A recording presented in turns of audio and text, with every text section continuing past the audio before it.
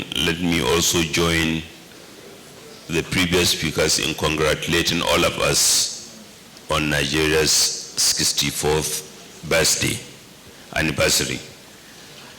As you rightly heard, the Secretary to the Government said, in 1960, there were 45 million of them.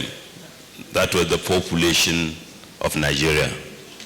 Now we are fivefold. There are 230 million of us. Not surprisingly, demand for government services, infrastructure, financing to fund education, health services, and compete with other nations have grown significantly. In fact, in 1999, which is 25 years into our democratic journey, our population was 119 million. But while our population has been growing fivefold, our economy has not expanded as quickly as the population has expanded. And with constitutional democracy, the demand for government services increase. Constituencies are aware about their rights and the obligations of government toward them, so they want infrastructure, they want water, they want schools, they want empowerment, they want ability to lead meaningful lives. So when President Asiwaju Bola Ahmed Tinubu campaigned, based on both his collective experience in life and in particular as a former state governor and contemporary student of international history, he reckoned that what we need to do as a country is to communicate this challenge properly and correctly, and without blame game, confront it, while acknowledging that in the past a lot of effort has been put to get it, but we are not there. And the easiest way to mobilize a populace is to quit blame game, admit the challenge, and mobilize the populace so that we confront the challenge. He was sworn in at a time when the world, countries in the industrial world and many developing countries are facing a cost of living crisis.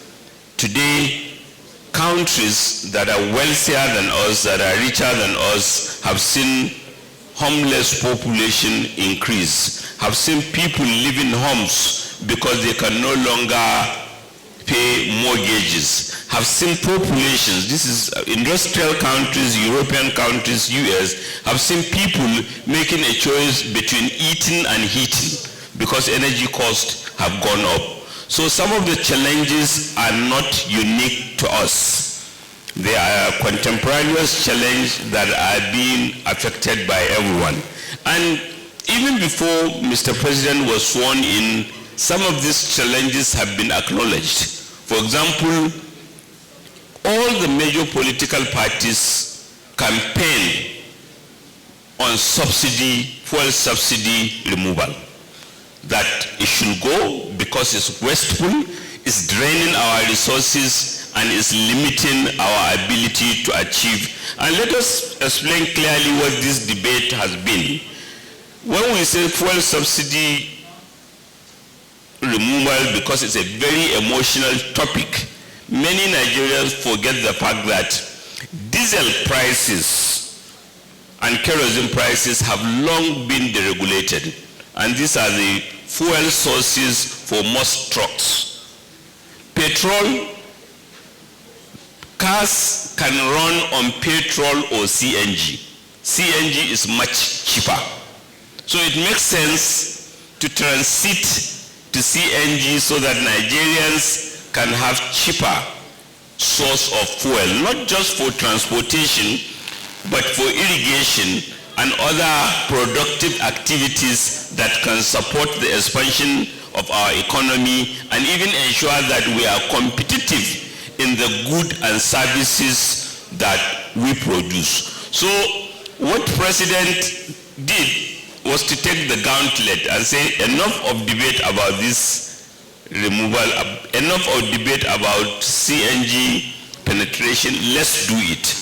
Not without, of course, recognizing that there might be temporary shocks that have to be responded to, particularly to the vulnerable group. But with the confidence that after the temporary shocks, we will evolve an energy competitive economy that will contribute to expansion of the economy. So the renewed hope agenda or the renewed hope strategy is about confronting our reality without blame game, but recognizing that it will affect vulnerable groups, particularly in the short run, and that is why social intervention programs were introduced. A lot of intervention programs were introduced to ensure that we compensate for shocks, those shocks, while at the same time not squandering the opportunity to put our economy on a pedestal for growth. How small is our economy? Well, our federal budget is about $20 billion. And when you compare it to countries in the same population basket with us, you will see that it's very small. Indonesia is 213 billion federal budget. Brazil is $750 billion federal budget. So needless to say, if we continue going the way we are, we can't achieve our economic objectives compared to those countries. That is why we need to calibrate. You don't have revenue, it's too small. In fact, the most objective measure of this revenue challenge is the monthly federal allocation meetings, where we distribute less than $2 billion to the three tiers of government. So even if it is at $2 billion, that means $24 billion for the three tiers of government, local government that rely 90% on that for their revenue, or state government that rely about 70% on that, or the federal government, which is about 65%. So that tells us how challenged we were. So, Mr. President, even before he was sworn in, he was very clear that how did other countries respond to this? Those countries whom we wish to be like. We just came back from China, we want to be like China, we want to be like Brazil. What choices do China and Nigeria's GDP were almost similar in 1990. What choice did they do in 1990 that transited them to a wealthy nation that we are proud of?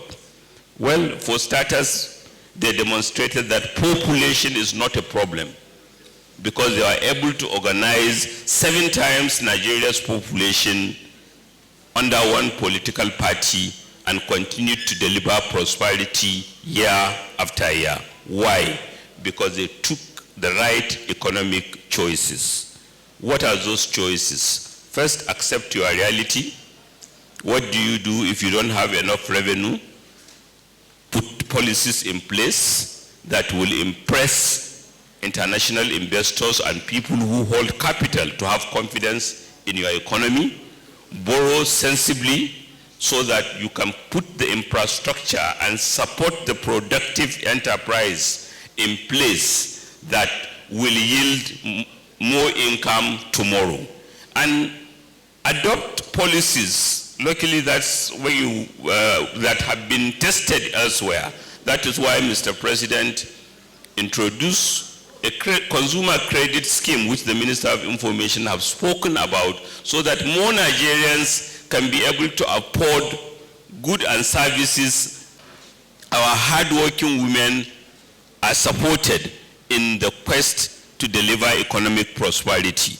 We have programs for agriculture, we have programs for the MSMEs and nano credit schemes that are all intended to support revival of domestic economic activity. Mr. President is ambitious that we can create a $1 trillion economy in as $1 trillion economy in as short time as possible, and it is doing so. But to create a $1 trillion economy, you have to take measures, pleasant and unpleasant, but proper. And last but not the least, Benga Ashiru, is that flotation of Naira is about confronting our reality. We just don't have enough foreign currency coming in. So the central bank, as an independent institution, Mr. President supported them to say, well, look, how was it done elsewhere? Countries that confronted that kind of situation. And it was judged best that you should not support a system where winners are chosen. You have to have a market-based system which does not determine winners, but give everyone opportunity. And with that, more revenue, more dollar will employ into the system.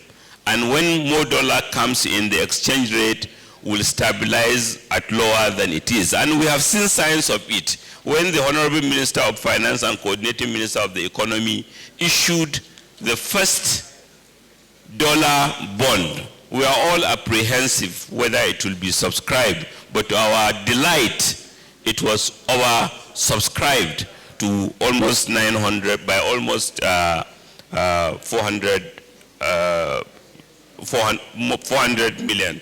Sorry that I'm talking too long because, again, as a Minister of National Planning, I'm in a way the custodian of the renewed hub. And we are seeing visible evidence.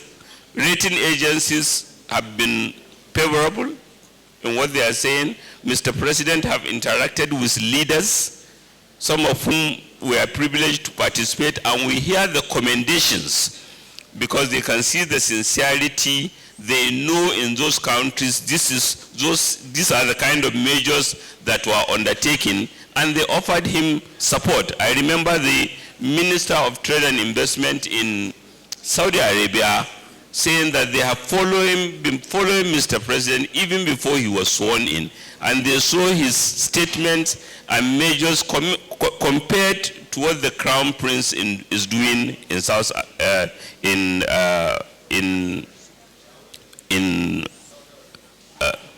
in Saudi Arabia.